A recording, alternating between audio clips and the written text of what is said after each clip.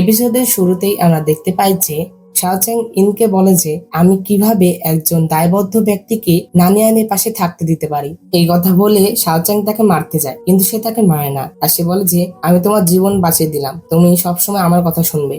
অন্যদিকে আমরা নানিয়ানকে দেখতে পাই, তার জ্ঞান ফিরেছিল। সে উঠার সাথে সাথেই চারপাশে শাওচেংকে খুঁজতে থাকে। কিছুক্ষণ পরে সে সেখানে শাওচেং এর সেই চিঠিটা পায় যেটা সে লিখে গিয়েছিল। নানিয়ান বাহিরে আসলে তার সাথে টিং এর দেখা হয়। টিং নানিয়ানকে বলে যে শাওচেং এখনো আসেনি। তখন নানিয়ান বলে যে সে চলে গিয়েছে।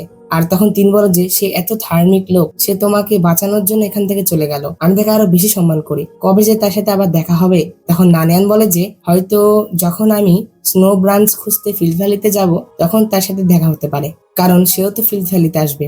আর তখন টিং নানিয়ানের সাথে যেতে চায়, এটাতে নানিয়ান রাজি হয়ে যায়। তো টিং সেখান থেকে চলে যাওয়ার পরে সেখানে প্রধান মেংয়ের কন্যা অর্থাৎ ইং আসে। ইং এসে নানিয়ানকে বলে যে আমি চাই তুমি নিরাপদে থাকো। এই কথা বলে সে তাকে কিছু খাবার দেয়। প্রথম প্রথম তো আমরা দেখেছি যে ইং নানিয়ানের সাথে অনেক খারাপ ব্যবহার করতো, আর এখন সে নানিয়ানের সাথে ভালো ব্যবহার করছে, অর্থাৎ সে ভালো হয়ে গিয়েছে, কারণ নানিয়ান তার চিকিৎসা করেছিল। তো এরপরে আমরা দেখতে পাই যে নানিয়ান যখন রুমে আসে তখন সে শাওচেং এর দেওয়া সেই বিচ্ছুটি বের করে, আর সেটি দেখতে দেখতে বলে যে ঈশ্বর তোমাকে আমার কাছে পাঠিয়েছিলেন, কিন্তু মাত্র কয়েকদিন পরেই তিনি তোমাকে ফিরে নিয়ে গেলেন। আমরা দেখতে পাই অন্যদিকে শাওচেং নানিয়ানের এই কথাগুলো শুনতে পাচ্ছিল, কারণ তার হাতে তো প্রেমের সিলমোহর আছে। নানিয়ান আরো বলে যে আমি জানি তুমি আমাকে এই ঝামেলার মধ্যে টানতে চাওনি, তাই তুমি চুপচাপ চলে গেলে, কিন্তু তুমি এতটাই হৃদয়হীন। তুমি যদি আমাকে বলতে আমি তোমার কথা বুঝতে পারতাম। তুমি বিদায় না জানিয়ে কেন চলে গেলে? এই কথা শুনে শাওচেং এর আবার নানিয়ানের সেই পুতুল খেলার দৃশ্য মনে পড়ে, যে সময় নানিয়ান তাকে বলছিল যে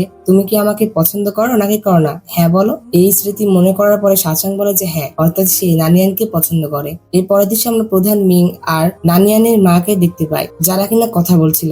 নানিয়ানের মা বলে যে আমি সারা জীবন মদ পান করেছি, যেটা কিনা একদম বিষ ছিল, কিন্তু এখন আমার হৃদয়ে নিরাময় করার সময় চলে এসেছে।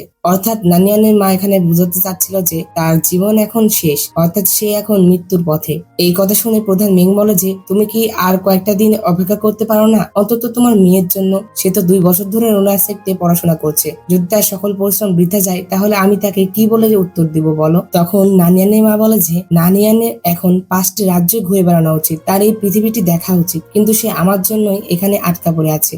আমি মারা যাওয়ার পরে আমি চাই না সে আমার মতো শক্তিশালী হয়ে উঠুক, আমি চাই সে যেন একটা শান্তিপূর্ণ জীবনযাপন করুক। এরপরে নানিয়ানের মা তার শেষ চা পান করে। তো তিনি এখানে